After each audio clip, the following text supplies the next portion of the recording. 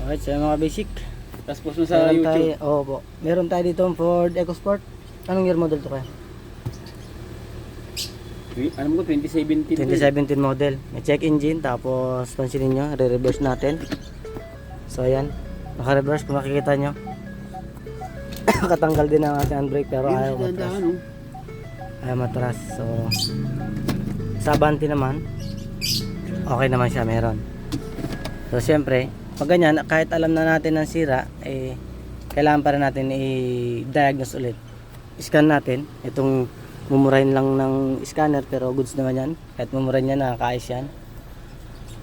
Para malaman natin kung tama ba talaga yung hula ko sa isip ko. Check mo natin sa scanner.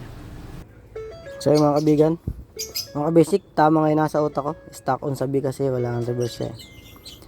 Ayan o, stock engage, clutch B. Tapos transmission friction element B, stock on.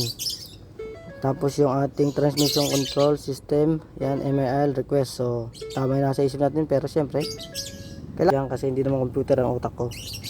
Pero tama yung nasa isip ko, tsaka ng scanner. So basic lang mga kagrasa, pero check pa rin natin yung kanyang actuator B. Tsaka yung wiring para bago tayo magpalit ng parts, sigurado hindi tayo mapapaya sa yan kay sir. Nangyari. Hello sir. Yan. Dito tayo ngayon sa anong lugar to? Tolentino sir no? Pasay. Pasay Tolentino dito tayo. Push button niyo.